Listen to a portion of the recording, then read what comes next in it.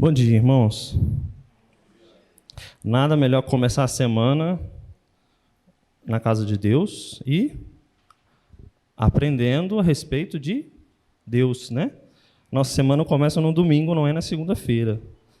E hoje a gente separa o dia para aprender a respeito de Deus e o que Deus tem a nos ensinar hoje na carta que Paulo enviou aos Filipenses.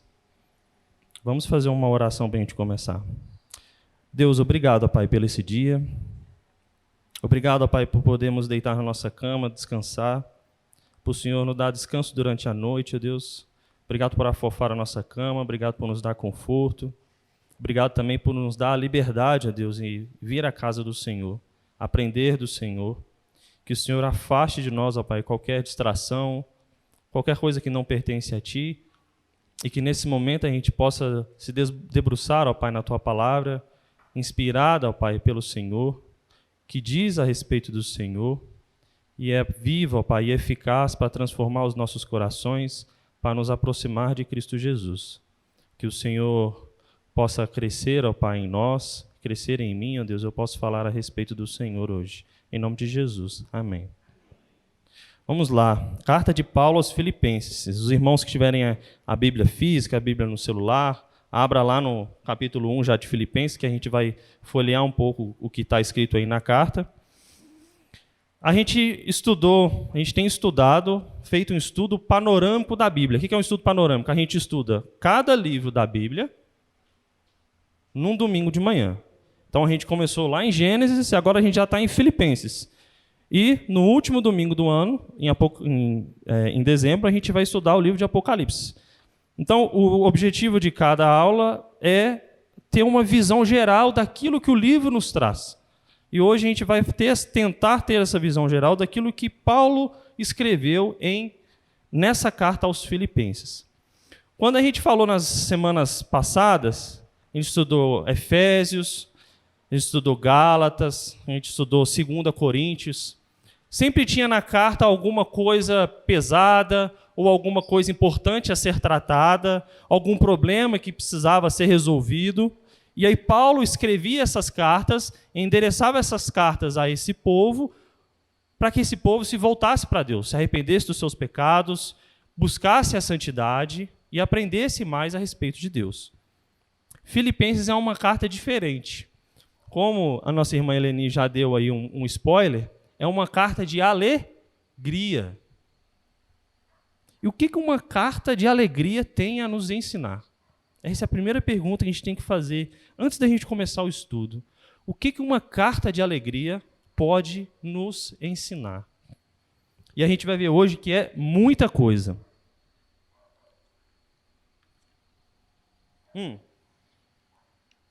Para começar, então, a gente leu Filipenses 1, do verso 1 até o verso 11. Reparem, olhem na sua Bíblia o que está escrito no verso de número 4. Olha o que Paulo registra aí. Fazendo sempre com alegria. Veja, essa primeira parte da carta, prefácio, saudação e ações de graças, é o desejo de Paulo. É aquilo que Paulo está escrevendo a um povo, assim, olha, alegria, isso no grego é a palavra chairem. Paulo está dizendo para o povo, alegre-se no Senhor. E é interessante a gente comparar essa palavra, que para nós aqui está traduzida como alegria, no grego original é o chairem, quantas vezes ela é escrita. Carta de Paulo aos Filipenses, se os irmãos forem lá para o final, vocês vão ver que são apenas 4 capítulos. É uma carta pequena. E apenas em 4 capítulos, a minha aqui tem umas 5 páginas, porque é uma Bíblia de estudo, mas a sua às vezes tem até menos. Em 4 capítulos, ele fala essa palavra 9 vezes. Ou seja, Paulo está o tempo todo mostrando para o povo, alegre-se, alegre-se, alegre-se. Em outras palavras, tem de bom ânimo. Fazendo uma comparação com outro livro da Bíblia, no Evangelho de Lucas. O Evangelho de Lucas registra essa palavra 12 vezes. Mas pegue o tamanho do Evangelho de Lucas e pegue o tamanho de uma carta pequena que Paulo escreveu aos Filipenses e faz uma comparação. A carta de Paulo aos Filipenses, lembre isso. Sempre quando você escutar a respeito de Filipenses, venha na sua cabeça, Paulo está falando para o povo, para esse povo ter alegria. Não é alegria por alegria, é alegria no Senhor, por aquilo que o Senhor tem feito, faz e promete que vai fazer pelo seu povo. Para a gente entender, a gente viu um pouco disso já nas aulas passadas, e agora a gente vai recapitular para a gente tentar esmiuçar um pouco mais o que é uma carta, como que é esse modelo de carta que Paulo escreveu aqui para esse povo de Filipos. A carta, no contexto desse mundo grego-romano, que é o que eles vivem hoje, geralmente elas eram escritas pouco tempo antes aqui de Filipos, principalmente no Velho Testamento. Quem que escrevia uma carta? Moisés escreveu o Pentateuco. Moisés pegou uma carta e escreveu a carta inteira? Foi assim? O que os irmãos acham? Foi Moisés mesmo que registrou tudo? Foi Josué mesmo que registrou as coisas? Quem que registrava essas coisas? É fácil hoje em dia a gente ter um pedaço de papel e uma caneta? Uma lapiseira, um lápis? É fácil, não é? Hoje em dia a gente às vezes nem usa isso muito mais, que a gente digita no próprio celular. Manda no Zap, endereça a pessoa recebe na hora, acabou. Mas antigamente não. Antigamente, para a gente ter uma carta, um papel, ele era muito caro. Era difícil ter isso. E era difícil uma pessoa saber escrever uma carta. Vamos lembrar que a gente crê que a palavra de Deus ela é inspirada por Deus. Então, tudo que está registrado aqui são palavras do próprio Deus entregue ao povo. Mas, para se escrever essa carta, você precisa de um conhecimento técnico. Você não pode simplesmente pegar e sair escrevendo. E como que, na prática, isso acontecia no Velho Testamento? A pessoa sentava um escriba. Um escriba é como se fosse um escrivão, um escritor de hoje em dia. Sentava do lado dele e ele ditava e esse escriba registrava. E ele registrava tudo, conforme essa pessoa ia falando. No contexto do Novo Testamento, isso mudou um pouco, porque novos recursos surgiram. E a partir daí, alguns autores eles escreviam de próprio punho as suas próprias cartas. Hoje, acho que na época, principalmente aqui da dona Seni, endereçava muitas cartas para o reverendo Obedes, né? O Obedes respondia com outras cartas, às vezes demorava um pouco, o correio era demorado, e você ficava naquela expectativa. Então você sentava na sua mesa, escrevia a sua carta e mandava para eles. Basicamente é isso, esse contexto na época grego-romano. Não havia tantos escribas quando eram no Velho Testamento, mas ainda assim existiam, mas era mais fácil ter recursos para um papel para escrever, uma tinta para registrar, e a pessoa já tinha mais facilidade do conhecimento da escrita. Por que a gente está falando isso? Para a gente entender quais são as características de uma carta. Para escrever uma carta, ela tem que ter, no mínimo, essas 4 coisas. Primeiro, tem que identificar quem está escrevendo, quem é o autor dessa carta. Nós temos carta na Bíblia com autor desconhecido? Sim ou não? Hebreus. A gente não sabe quem escreveu Hebreus. Alguns dizem que foi Paulo, alguns dizem que foi Lucas, alguns dizem que foi Pedro, mas a gente não sabe quem é o autor. Existem ali alguns sinais que cai para um, que cai para outro, mas a carta de Paulo aos Filipenses ela é diferente, porque ela tem um autor registrado. O segundo aspecto é o destinatário. O que é o destinatário? Quem vai receber. Se a dona Seni é a autora de uma carta e ela enviou essa carta para o reverendo Obedes ele era o destinatário, é aquele que estava na expectativa de receber uma carta. Existe o voto, o desejo, que é exatamente o que a gente leu no início. A alegria, o desejo de Paulo que aquele povo se alegrasse, o desejo de Paulo, às vezes, que eles falavam, saúde, eu saúdo-vos, que vos tenha saúde, espero que estejam bem. Esse é o desejo daquela pessoa que está escrevendo. E, por fim, o conteúdo. qual que é o motivo principal daquela carta. E como nós já falamos no início, o motivo, o principal dessa carta de Paulo aos Filipenses é o desejo de Paulo em agradecimento àquela igreja em Filipos, que foi o próprio apóstolo Paulo que fundou essa igreja. Então, Paulo tem um relacionamento muito próximo com essa igreja em Filipos. E logo, pouco tempo depois que essa igreja foi fundada, Paulo não estava em Filipos, ele estava em Éfeso, e ele escreve essa carta, mandando a eles, como se estivesse mandando saudações, mandando notícias pelo WhatsApp. Olha, eu tenho muito apreço por vocês, eu gosto muito de vocês, eu tenho uma ligação forte com vocês, e aí eles se corresponderam através dessa carta. Com base nisso, vamos pegar um exemplo de uma carta, e essa estrutura que a gente está vendo de autor, destinatário, o voto e o conteúdo, a gente vai ver na própria palavra de Deus. Vamos abrir lá em Atos, capítulo 23. Atos, capítulo 23, do verso 25 a 30. Abra aí a palavra de Deus. Atos, capítulo 23, o verso 25 até o verso 30. Se você tiver com sua Bíblia física aí, a partir do verso 26, tem um subtítulo aí, né? E é a carta de Cláudio a Félix. Mas a gente vai ler a partir do 25, porque tem um detalhe importante aí. Olha o que diz a palavra de Deus. E o comandante escreveu uma carta nesses termos. 26. Cláudio Lísias, ao excelentíssimo governador Félix. Veja, Cláudio Lísias era um chefe da guarda, um militar. Ele endereça essa carta a quem? Ao governador Félix. Então, de início ali, a gente já tem. Quem é o autor? Cláudio Félix. No 25, ele está escrevendo uma carta. No 26, ele se identifica quem eu sou, e ainda assim, no 26, ele fala, para quem que eu estou mandando essa carta? Eu estou mandando essa carta para o governador Félix. Ele ainda coloca qual que é o cargo da pessoa. Se é um presbítero, se é um obreiro, se é uma irmã, se é um chefe de família, e aqui, no caso, é um governador. E logo depois, no 26, ele coloca qual que é o voto dele, o desejo de Paulo. Aqui, no caso, o desejo de Cláudio Lísias. Qual que é? Saúde. É como uma pessoa espirra hoje em dia, você fala saúde. Você deseja que ela, né, o espirro, às vezes, um incômodo.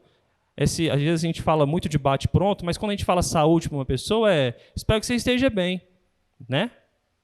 E aqui é o desejo do autor para o governador. E cadê o conteúdo dessa carta?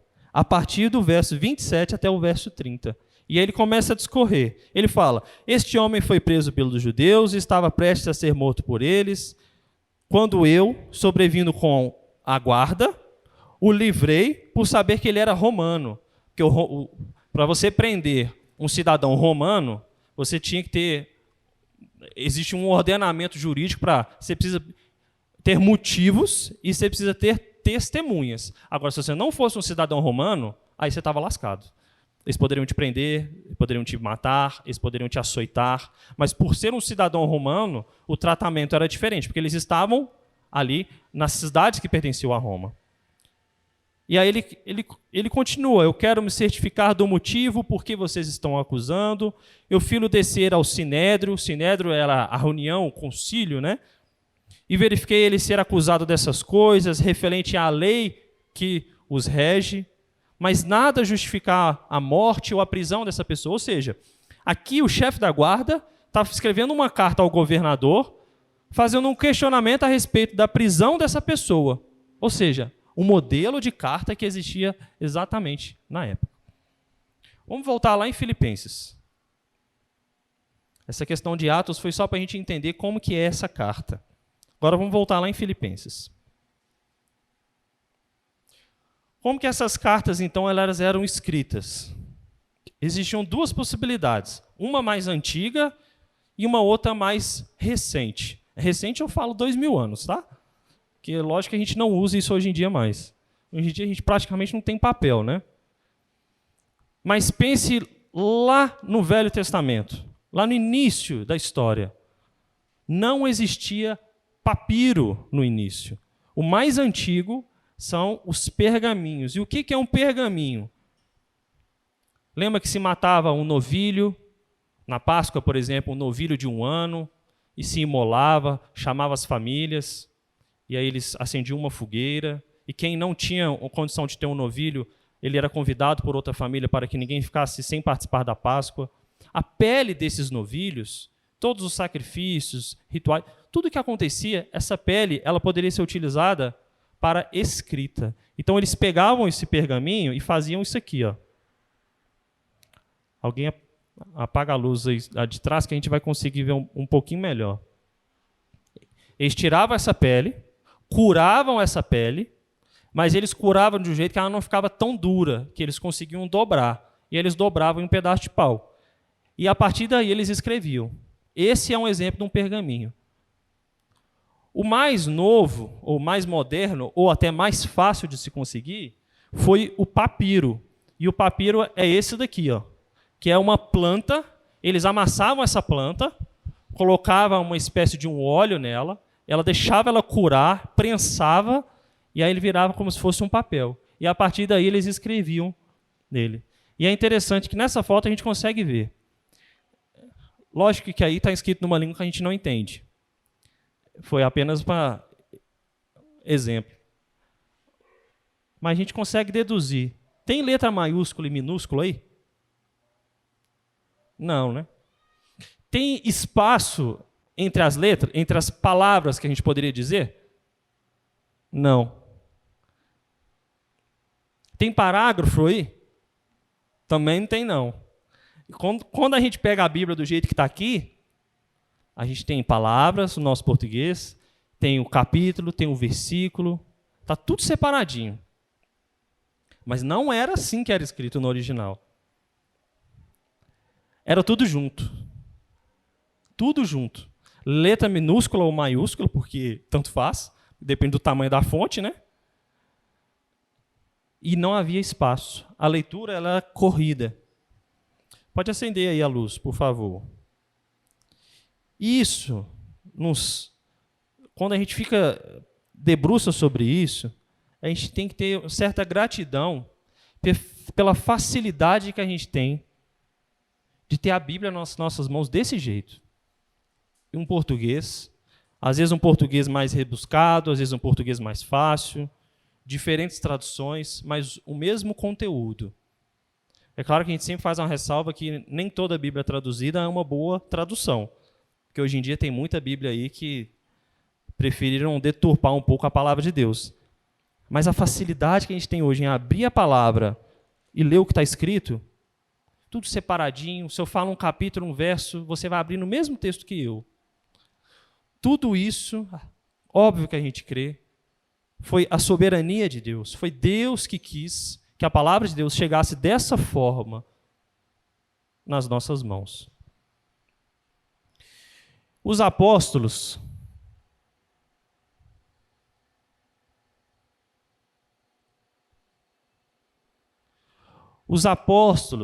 lá na igreja primitiva, eles logo se apropriaram dessa ideia. Qual ideia? Bom, eu estou em constante viagem. A igreja de Deus está crescendo o tempo inteiro. O povo começou a usar cartas. Ué, isso é uma maneira excelente. Vamos usar cartas também. E eles se apropriaram dessa ideia de comunicar ao povo de Deus através de cartas. Essas cartas, elas serviam, porque não servem mais nesses termos, como substitutas. Porque nós, óbvio, os apóstolos já faleceram, certo? Mas nessa época, imagino que nós fôssemos moradores de Filipos. A gente está em Filipos. Paulo fundou a nossa igreja. Imagino que essa seja a igreja de Filipos. Paulo fundou a nossa igreja, ele é apóstolo, e ele está distante. E a gente começa a sentir falta do líder, da disciplina do líder, da exortação do líder, da palavra do líder. Só que Paulo, em vez de viajar até aqui, ele tendo outros afazeres, Paulo envia uma carta. Então, quando essa carta chega até aqui, é como se Paulo estivesse aqui, e à medida que essa carta era recebida, ela era lida pelo líder, é como se Paulo estivesse falando para a igreja. Os irmãos entenderam?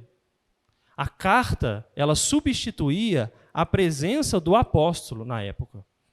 Vai lembrar que você viajar de uma cidade para outra, mesmo que fosse muito perto, você fazia a pé.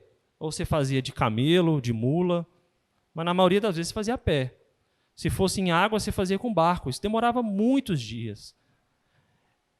Mas tem mais uma característica. Aquilo que Paulo fez para pregar e disseminar o evangelho no início dos séculos, muita coisa ele fez que nós não temos registro. Como nós vimos que Paulo escreveu uma terceira carta aos Coríntios que a gente não tem na Bíblia, que essa carta se perdeu. Ela cumpriu o seu propósito na época, mas ela se perdeu. A gente não tem conhecimento qual era o conteúdo exato dessa carta. Mas é diferente do que nós temos em Filipenses e em outras cartas, que agora, como nós falamos na semana passada, são chamadas cartas da prisão. Por quê? Porque Paulo escrevendo essas cartas, ela não só substituiu a presença de Paulo naquele momento para os filipenses, mas ela também chegou até nós. E isso tem um propósito muito importante, porque à medida que essas cartas chegavam na igreja, o líder lia essa carta para o povo de Deus, essas cartas elas começaram a ser replicadas. E aí começaram a copiar, copiava, e mandava cópia para todo lugar. E começou a mandar cópia.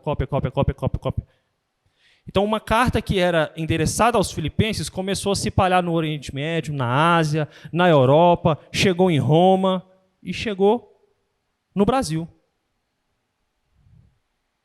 Isso é importante para a gente ver que, com uma situação, às vezes, difícil de distância, Deus transforma essa situação em bênção para preservar a sua palavra, e essa sua palavra chega até nós hoje.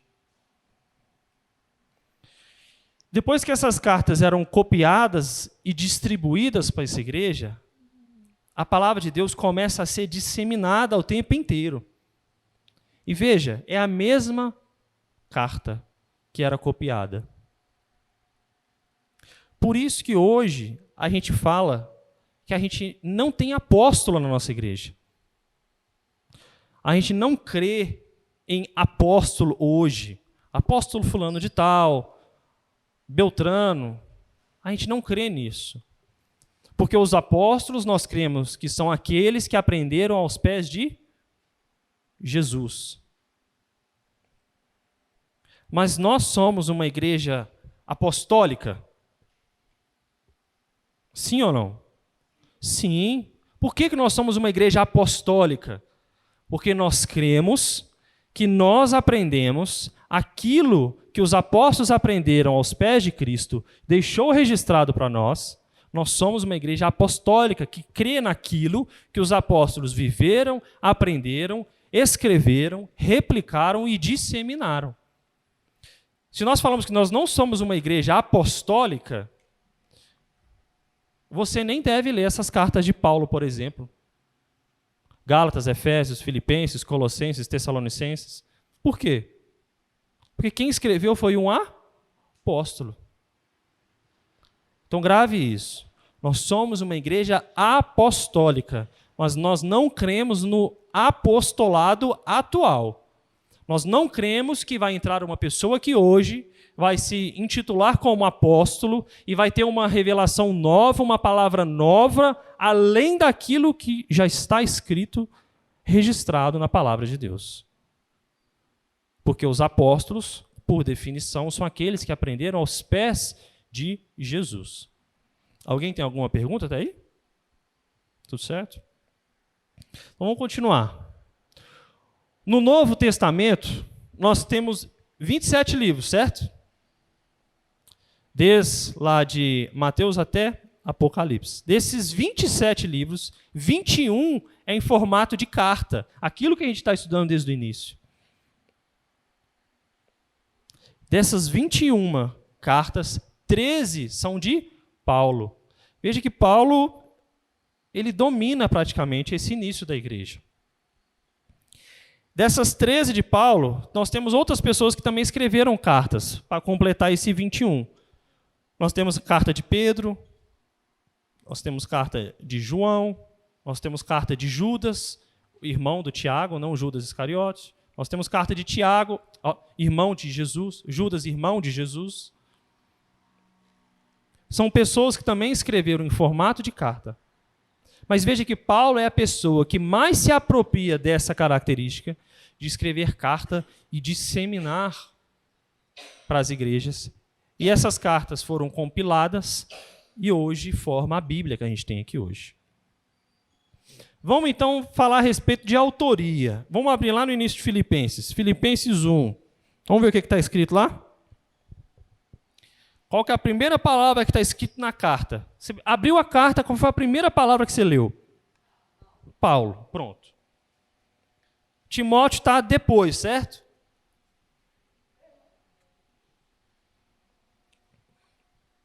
Então parece que Paulo é o precursor, ou Paulo é aquele que tem a caneta e o papiro na mão, mas Timóteo está com ele, está do lado dele.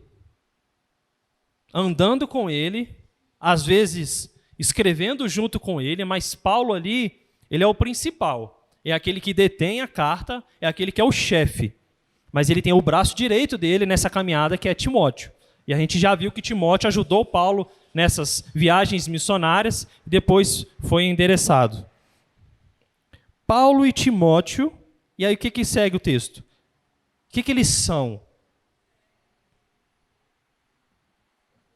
Eles são servos. E o que é ser servo? O que é ser servo? Alguém tem algum chute? O que é ser servo? É aquele que serve. Aquele que serve, ele reclama? Ele questiona? Ele faz o quê? Ele serve. Quando fala que Paulo e Timóteo eles são servos, tem um duplo sentido. Tem o sentido de servidão, de escravidão, ou seja, um escravo pode reclamar alguma coisa e falar alguma coisa? Não. O escravo ele faz o quê? Ele trabalha, certo? O escravo só trabalha. Esse é o primeiro sentido. E o segundo sentido é do trabalhador que não é escravo, mas aquele trabalhador que responde em nome do chefe. O que o chefe mandou, ele vai lá e faz. O que o chefe pediu, ele vai lá e cumpre. Paulo e Timóteo, eles são servos de quem? De Cristo Jesus. E Cristo Jesus se fez o quê ao vir nesse mundo?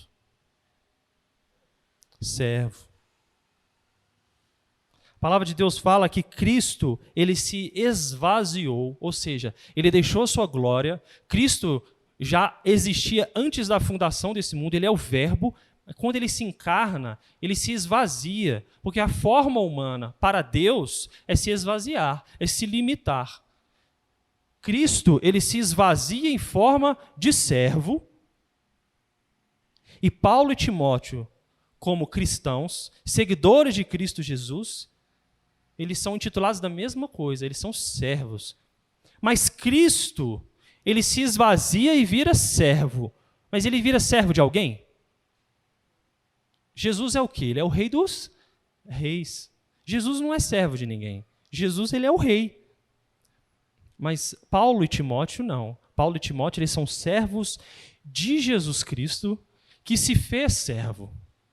Aqui no início da carta, Paulo e Timóteo, eles querem dizer o seguinte: nós seguimos a Cristo, nós trabalhamos para Cristo, nós somos a serviço de Cristo. Então, a partir de tudo que você vai ler nessa carta, nesses 4 capítulos, nós não falamos por nós mesmos, mas nós falamos em nome de Cristo Jesus, porque nós estamos a serviço de Cristo Jesus. Todo mundo entendeu? É diferente quando a gente escreve uma carta. Vamos pegar o exemplo da Dona Seni. Vai ficar até bravo comigo hoje, tanto que eu já falei dela. Dona Seni vai escrever uma carta para o Obedes. Ela não está escrevendo em nome de Cristo Jesus. Ela está escrevendo os sentimentos dela para o Albedes. É diferente da conotação de Paulo tem aqui.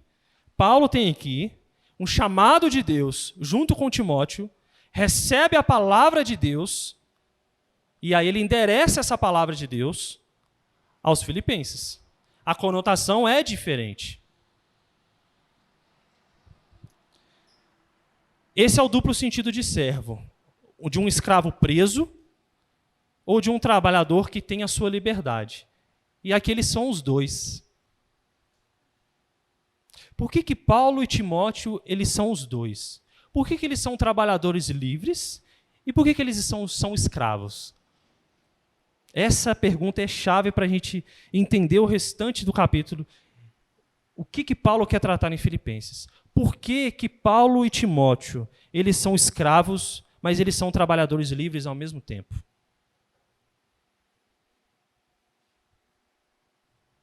Por que Paulo e Timóteo eles são escravos, mas eles são livres ao mesmo tempo?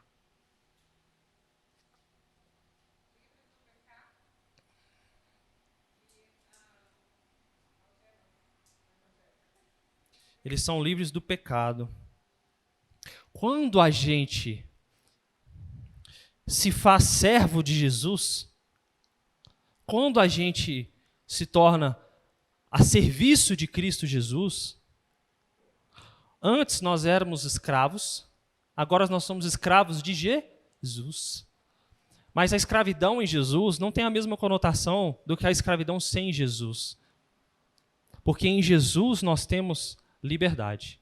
Nós só somos livres das algemas do pecado em Jesus. Ninguém consegue ser livre se não estiver em Jesus. Liberdade é em Jesus. Vida é em Jesus. Então eles são escravos no sentido de que eles se esvaziam para seguir aquele que foi o maior servo de todos, que é Jesus. E no momento que eles fazem isso, eles se tornam livres, porque Cristo dá a liberdade para eles serem livres. Amém? Vamos seguir. Nós sabemos que, como nós falamos na aula passada, nós estamos tratando a respeito de cartas da prisão. Aquelas cartas que Paulo escreveu quando estava preso. Mas a pergunta que a gente deve fazer é: onde Paulo estava preso quando ele escreveu Filipenses?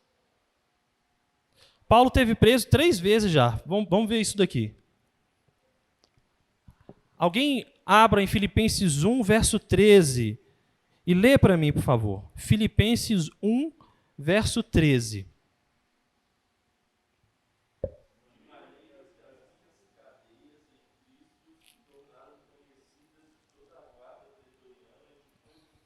Olha, as minhas cadeias em Cristo. Ele quer dizer o seguinte: eu estou preso em nome de quem? De Jesus. E quem tomou conhecimento? A guarda pretoriana e todo mundo. Ou seja, Paulo estava preso. A pergunta que a gente deve fazer é onde Paulo estava preso. Porque Paulo foi preso 3 vezes. Cesareia de Filipos, depois ele foi preso em Éfeso, onde ele escreveu 1º e 2º Coríntios, depois ele foi preso em Roma, por fim, onde ele ficou 2 anos em Roma.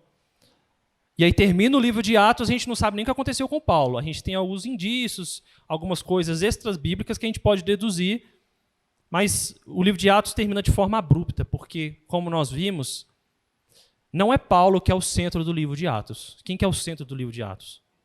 É Jesus. Então não nos importa saber o que aconteceu com Paulo no final do livro de Atos, porque ao final do livro de Atos foi o nome de Cristo Jesus que foi exaltado. Vamos tentar descobrir e tentar comparar esse verso 13, que Paulo estava em cadeias em nome de Cristo e que essa guarda pretoriana estava guardando ele.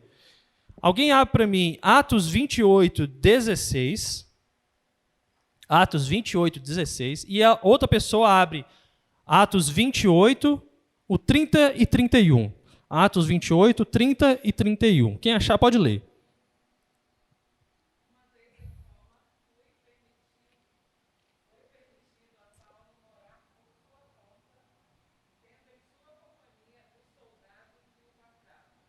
Veja, Paulo aí, ele está numa espécie de quê? Prisão domiciliar. Paulo, ele ainda está aguardando a definição do caso dele em Roma, mas vale lembrar que Paulo reivindicou a sua cidadania romana. E aí, vamos lembrar que Paulo é um judeu convertido ao cristianismo, e aí Paulo reclama a sua cidadania romana e fala, bom, vocês estão me tratando como se eu fosse um estrangeiro. Paulo, então, é colocado em prisão domiciliar. Mas quem que está em volta de Paulo aí? Os guardas. Paulo, então, pega uma casa, aluga uma casa, mas sempre tem um guarda na porta dele. E o que a gente leu lá no 13? Existia o que em volta de Paulo? Uma guarda pretoriana. Agora, o que diz o verso 30 e 31? Alguém lê para mim.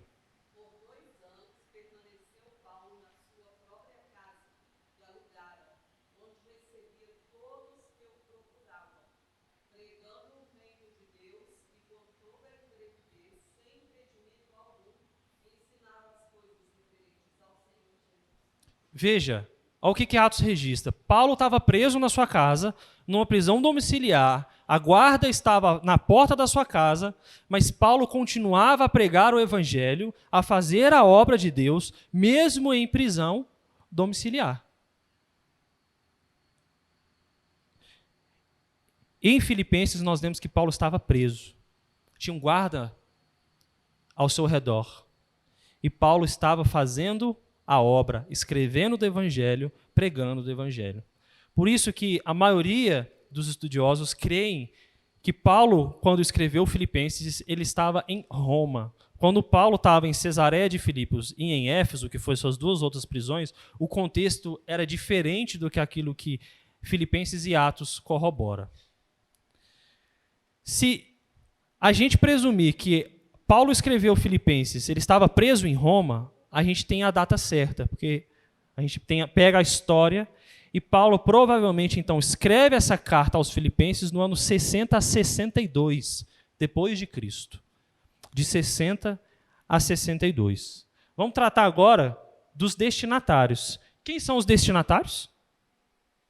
Carta de Paulo aos Filipenses. Ou simplesmente Filipenses. Mas são só os filipenses os destinatários dessa carta? Todos os santos. O que nós estamos fazendo aqui hoje? A gente está estudando Filipenses. Veja, um propósito momentâneo é apenas uma peça de um quebra-cabeça muito grande, que só Deus enxerga esse quebra-cabeça. Só Deus. Aqui, Paulo colocou mais uma pecinha num quebra-cabeça muito grande. E quem pegou na mão de Paulo e conduziu essa pecinha para o lugar certo, para encaixar nesse quebra-cabeça, foi quem? Foi Deus. Paulo sendo guiado pelo Espírito Santo de Deus. E quando esse grande quebra-cabeça estiver todo formado, nós temos ele aqui. O quebra-cabeça é o que você está na sua mão hoje. O seu celular com a Bíblia aberta, a sua Bíblia física aberta. Esse é o grande quebra-cabeça. Essa é a grande pintura que Deus desenhou por meio de várias pessoas durante todos esses séculos, para que a gente pudesse pegar a palavra de Deus e ver que isso aqui é a maior pintura, a maior obra-prima que Deus já desenhou. Porque isso aqui é Jesus, de Gênesis a Apocalipse. Se nós somos os destinatários, vamos estudar quem eram os destinatários a princípio na época. Vamos lá no capítulo 1 de novo, verso 1. Depois que a gente viu quem é Paulo e Timóteo, que eles são servos, depois de Cristo Jesus, o que está escrito aí? Depois de Cristo Jesus, a todos os santos. Quem é santo? Quem aqui é santo? Levanta a mão.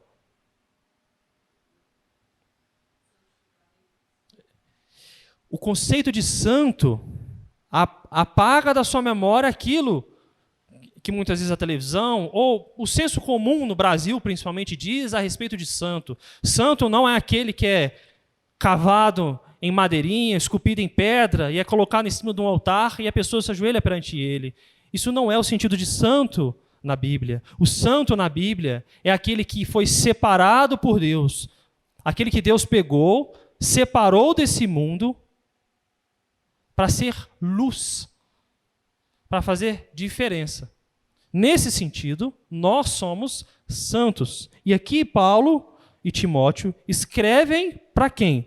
Para os santos em Cristo Jesus. E aí ele continua. Quem mais? Ele dá título e cargo aí. Para quem?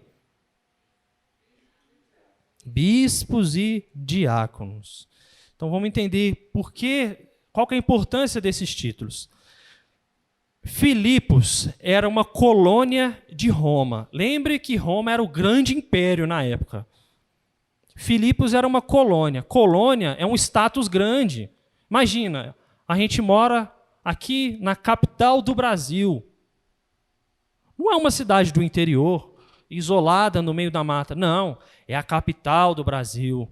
Você vai ali no meio da esplanada, às vezes a gente acostuma com o correr do dia a dia, mas ali na esplanada é onde tudo é decidido, é comandado. Ali há uma certa importância. Passe um homem armado com um fuzil na esplanada e passa um homem armado no meio de uma floresta amazônica com um fuzil. Tem a mesma representação? Não. Aqui a importância é o mesmo de Filipos. Filipos é uma cidade importante, porque ela é colônia, é parte de Roma. E Paulo, em Atos, no capítulo 16, ele tem uma visão. Nessa visão, Paulo ouve um pedido de socorro, ele vai até a Macedônia e depois ele chega até Filipos. Lógico que nós cremos que tudo isso Paulo foi guiado pelo Espírito Santo. Com base nisso, os bispos, eles têm a mesma função dos diáconos. Ixi, aí depende, né? Depende, né? Depende qual igreja você estiver falando. Porque nós já falamos que nós não cremos no apostolado atual, certo? Mas, para nós, bispos e diáconos, eles têm duas características. Cada um tem uma. O bispo trata de determinado assunto, o diácono trata de determinado assunto. O diácono é mais fácil. Não no sentido de menosprezar o trabalho. O trabalho aí não está sendo colocado num balança. Veja que Paulo está escrevendo para os dois ofícios, e os dois ofícios são extremamente importantes. Até porque os dois ofícios tratam de coisas diferentes. Mas é no sentido de entender o ofício, diácono é mais fácil, porque diácono não tem tanta variação de palavras como o bispo tem. Então, qual que é o papel do diácono? Supervisionar a parte o quê? Social. O diácono, ele trata da ação social. O diácono, ele trata daquela pessoa que está passando por necessidade física, passando por necessidade espiritual, e leva traz isso para o comando da igreja. Mas o bispo, às vezes a gente pode ter um pouco mais de dificuldade, porque diferentes palavras são utilizadas para o mesmo cargo. Bispo é o mesmo que presbítero. E é o mesmo que pastor. Isso quer dizer que o reverendo Lucas é a mesma coisa que o presbítero Ilquias, que o presbítero Joel, ou que eu? Isso quer dizer isso? Sim ou não?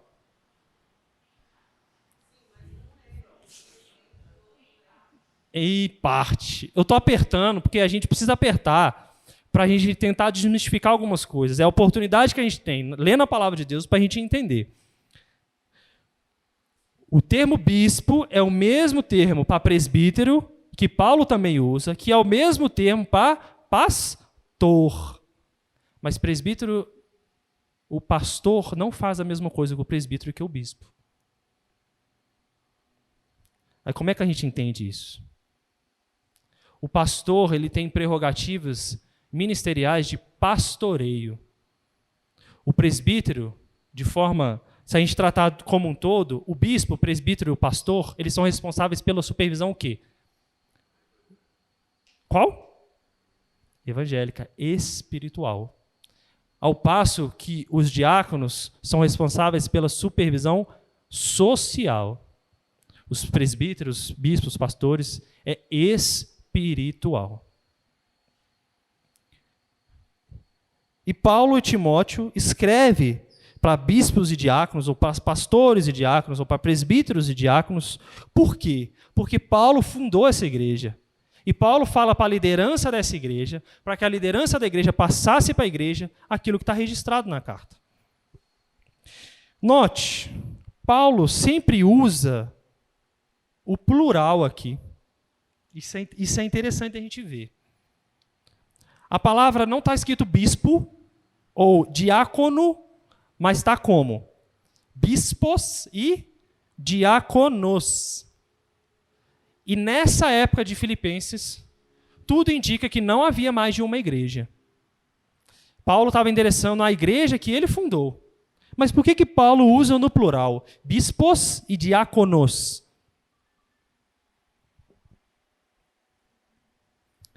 Lembra do primeiro concílio? O concílio de Jerusalém, lá em Atos? Uma decisão a respeito da circuncisão e da não circuncisão? Aquilo foi decidido por quem? Foi uma pessoa? Não, foi um concílio. Foi um conjunto de pessoas. Mas tem uma pessoa que dá a palavra final, não tem?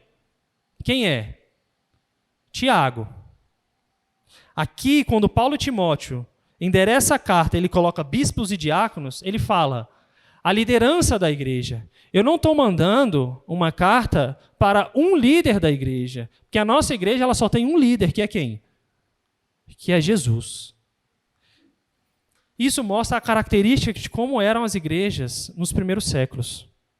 As igrejas elas eram conciliares, era um conselho que administrava essa igreja, que se colocava aos pés de Cristo Jesus e tomava as decisões para o crescimento espiritual, social, o número da igreja. Quando que a igreja cristã ela passou a ter um líder só? Só a partir do século II.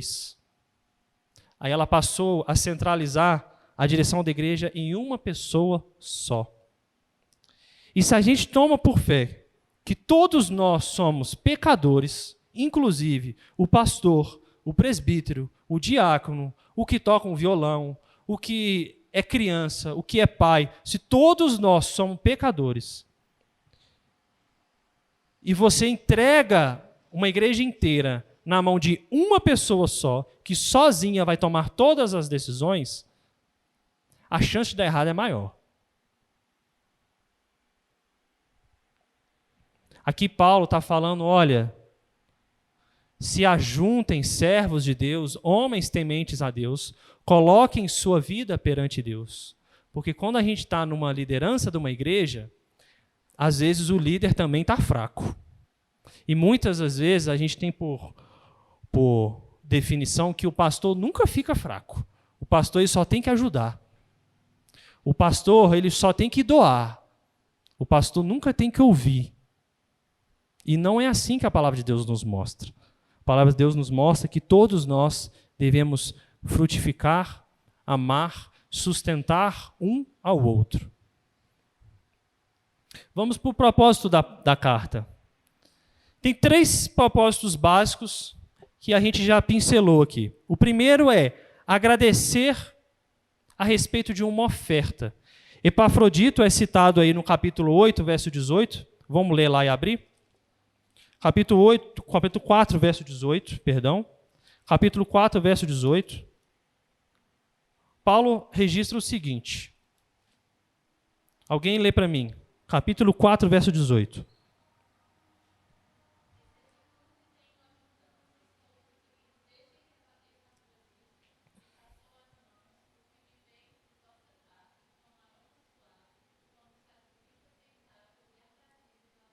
Veja, eu tenho tudo e tenho abundância. Ele está suprido. Desde que Epafrodito passou às mãos dele, o quê? Sustento. Ele agradece as ofertas que Epafrodito levou a ele. Segundo propósito, Paulo funda essa igreja e agora ele quer falar para essa igreja que ele está o quê? Preso. Do capítulo 1, no verso 13, que nós já lemos. E por fim, Paulo quer aqui tratar de alguns problemas que Epafrodito trouxe para ele. Epafrodito trouxe ofertas, mas ele trouxe também um relatório da igreja ali de Filipos. E tem dois problemas aí. O primeiro é a falta de unidade da igreja. A igreja não estava unida. Capítulo 1, verso 27. Abra sua Bíblia aí. Capítulo 1, verso 27. Olha o que Paulo registra. Vivei, acima de tudo, por modo digno do evangelho de Cristo, para que, ou indo ver-vos, ou estando ausente, ouça no tocante a vós outros, que estáis firmes em um só espírito, com em uma só alma, lutando juntos pela fé evangélica. Aqui Paulo está dizendo o seguinte: se eu estiver perto de vocês, se eu estiver longe de vocês, sejam unidos em Jesus que nos une. Não procurem divisões, como nós já vemos em outros livros e outras cartas, pessoas seguindo outros líderes que não seguiam a Cristo Jesus.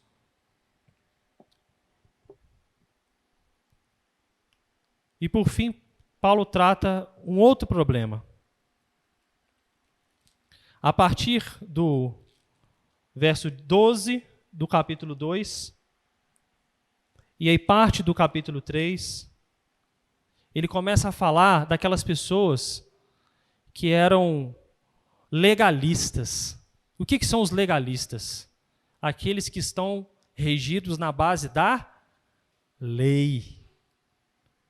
E a gente sabe muito bem, Cristo veio para revogar a lei? Não, muito pelo contrário. Cristo veio para quê? Para cumprir a lei. E Cristo veio para cumprir a lei, nos mostrando que nós não somos capazes de cumprir a lei e que nós precisamos de Jesus Cristo para cumprir a lei. Se nós conseguimos, em alguns momentos, não falhar e cumprir, agradar a Deus, é porque Cristo, por meio do teu Espírito Santo, se faz presente em nós. E aqui ele fala: parem de buscar circuncisão, parem de buscar sacrifícios, busquem a Cristo Jesus, que eu já falei isso para vocês. Vocês já são igreja fundada. Não trazem essas coisas à sua memória de novo. Entregue-se a Jesus Cristo. E aí nós temos o esboço da carta. O esboço é basicamente isso. Capítulo 1. Nós temos a saudação que nós lemos no início. Paulo agradece os filipenses pelas orações. Os filipenses são aquele povo que é o fiel até final com Paulo no sustento financeiro e em orações. Olha que interessante. Paulo não desvincula uma coisa da outra. Oração, contribuição andam juntas. Não adianta a gente chegar aqui, entregar nossos dízimos, nossas ofertas, ir embora para casa e ter a nossa vida sem Deus. Não adianta. Ele ajuda. Paulo fala, e isso é muito bom a gente ler. Abra no capítulo 1, no verso 12. Qual que é o título que está aí? A situação de Paulo contribui para o progresso do Evangelho. Olha o que Paulo quer que os filipenses ficam sabendo. Quero ainda, irmãos, cientificar-vos de que as coisas que me aconteceram, ou seja, a minha prisão, o meu cárcere, tem antes contribuído para o progresso do Evangelho. Paulo está dizendo aqui que a prisão dele, uma maldição, é transformada em bênção. E aí ele continua no 13. De maneira que as minhas cadeias em Cristo se tornam conhecidas. Ou seja, eu vou ser conhecido, Cristo vai ser conhecido por mim, por meio das minhas cartas, por eu estar preso. É Paulo se alegrando em toda situação em Cristo Jesus. Por fim, no verso 27 em diante, do capítulo 1, é o que nós já lemos. Paulo ensinando a unidade na igreja e a viver como um cristão acima de tudo, a não tirar os olhos de Jesus Cristo. Capítulo 2 começa com um hino. Às vezes não parece que é um hino, se você estiver lendo sua Bíblia, mas isso é um hino, tá? Capítulo 2, do verso 1 até o verso 11, isso é um hino. E esse texto é muito conhecido por nós. Ele fala, se há alguma exortação em Cristo, alguma consolação de amor, alguma comunhão do Espírito, entranhados afetos e misericórdias, completai a minha alegria, de modo que penseis a mesma coisa, tenhais o mesmo amor, sejais unidos de alma, tendo o mesmo sentimento. E aí ele adverte, nada faça por partidarismo, por vanglória, mas por humildade, considerando cada um os outros superiores a si mesmo, ou seja, se faça humilde. Não tenha cada um em vista o que é propriamente seu, senão cada qual o que é dos outros, ou seja, olhe para o outro, se compadece do outro, veja a situação do outro. E ele, verso 5, tende em vós o mesmo sentimento que houve também em Cristo Jesus. Aí aqui ele está falando o seguinte, você lembra quando eu estava com vocês, e vocês aceitaram Cristo Jesus, e vocês confessaram o nome de Cristo Jesus, e vocês se ajoelharam e falaram que Cristo Jesus é o Senhor da vida de vocês? Então agora eu vos escrevo para que vocês não voltem no legalismo judaico, para aquilo que vocês me falaram quando eu estava aí, vocês cumpram, tenham o mesmo sentimento que vocês tiveram quando eu estava aí presente, se humilhem aos pés de Cristo Jesus. E aí o verso 6 ele fala, quem é Jesus? Aquele que se subdestina em forma de Deus, não o julgou com usurpação ser igual a Deus. Ele se fez o quê? Ele se esvaziou, assume forma de servo, se torna semelhante a nós. E reconhecido em figura humana, a si mesmo ele se humilha, ele se torna obediente, e obediente até a morte, e a morte de cruz. Veja que paradoxo que é a vida cristã. A vida de servo, a vida de morte e a morte de cruz é a vida real. É a vida que nos dá vida. A morte de cruz, a morte de Jesus na cruz nos dá vida e nos dá vida eterna. Capítulo 3 e 4,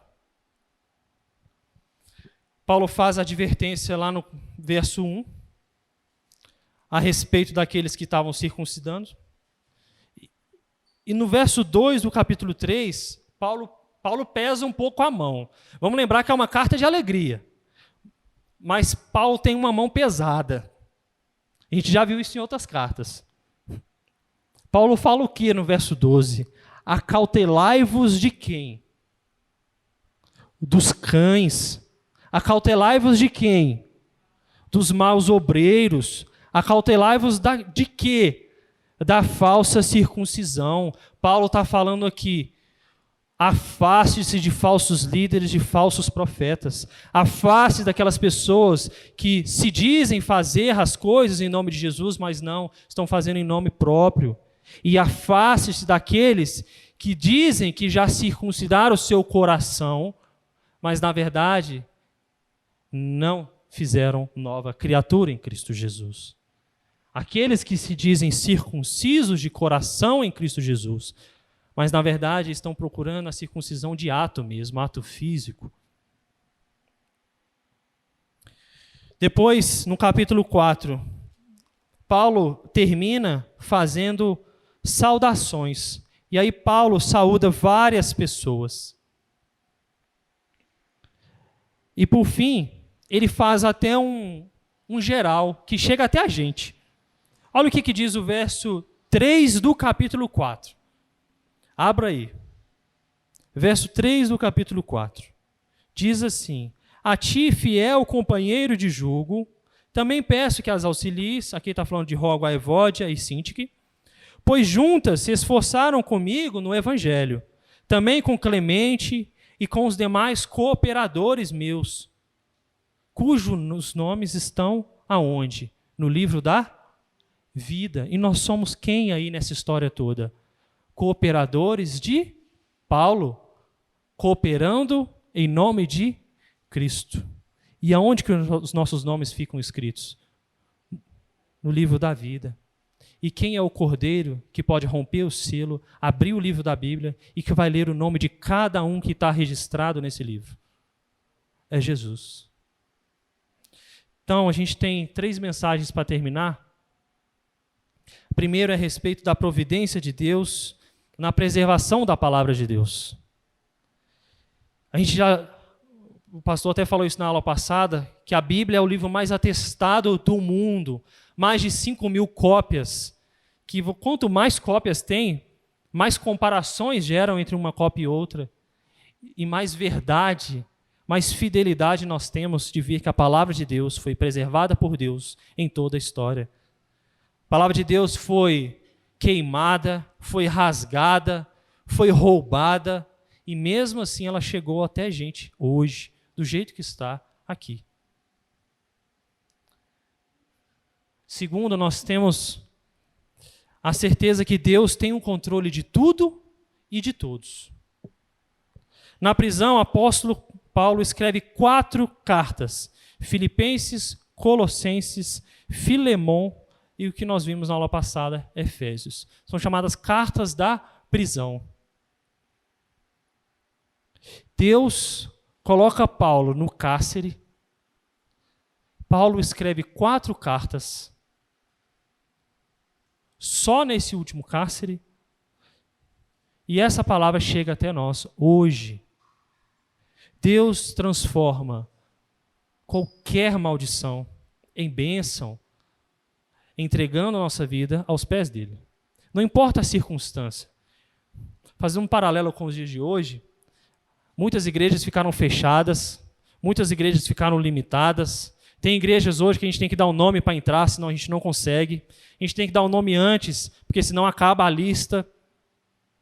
Enquanto nós temos estádio de futebol lotado, jogo de futebol rodando, shows acontecendo, praias lotadas, boteco cheio. E às vezes a gente se sente exprimido, abafado.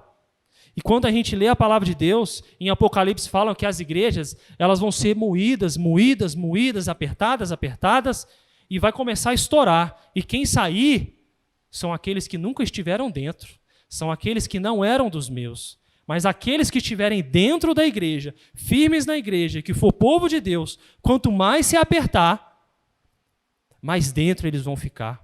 O espaço vai diminuindo, mas o povo de Deus vai ficar cada vez mais unido, porque eles estão firmes na rocha que é Cristo Jesus.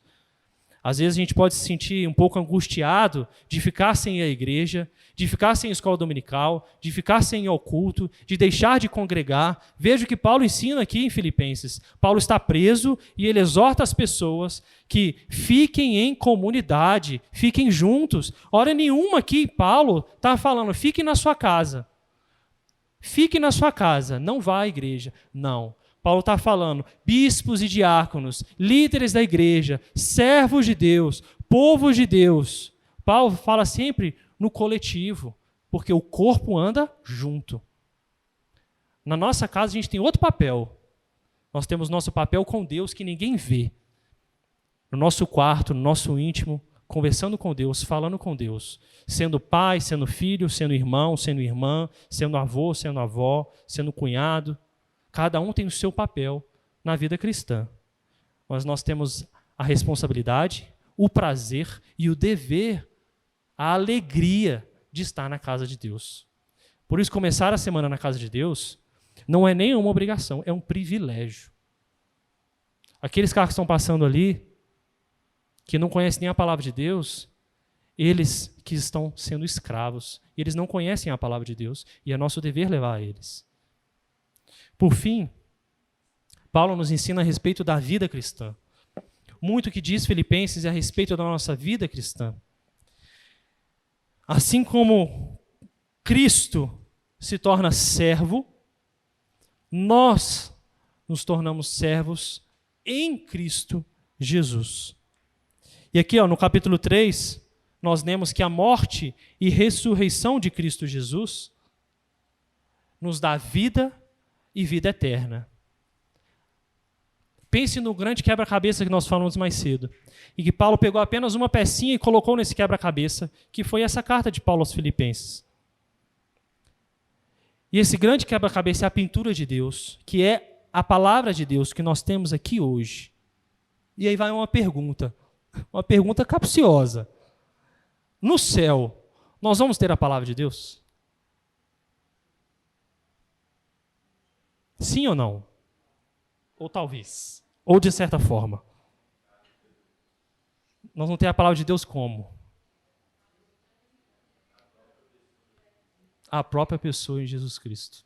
Você imagina você pegar Filipenses 4,12 e falar assim, Filipenses 4,12 está escrito isso, isso. Filipenses 4,16, tudo posso naquele que me fortalece. Filipenses, algumas a gente sabe de cor. Agora imagina, a gente vai ver a pintura perfeita, o quadro montado, Jesus Cristo em pessoa, na nossa frente, por toda a eternidade. Porque nós não somos seres eternos. Quem é eterno? Deus. Nós somos seres eternos? Não. A gente morre, não morre? Morre. Mas nós viveremos na eternidade em Jesus, mesmo não sendo seres eternos. Por quê? Por que a gente não vai morrer? Por que o tempo não vai acabar no céu? Por quê? Porque mesmo não sendo criaturas eternas, nós estaremos no eterno, vivendo com o eterno, no eterno, bebendo da fonte do eterno, que é Jesus Cristo. Sempre com Ele. Então, todo esse trabalho que foi a Bíblia para ter chegado até aqui, cumpre o seu propósito hoje e vai cumprir amanhã. Mas quando Jesus voltar, a gente vai ver essa palavra encarnada na nossa frente e vai beber, comer, ceiar com Ele por toda a eternidade. Amém?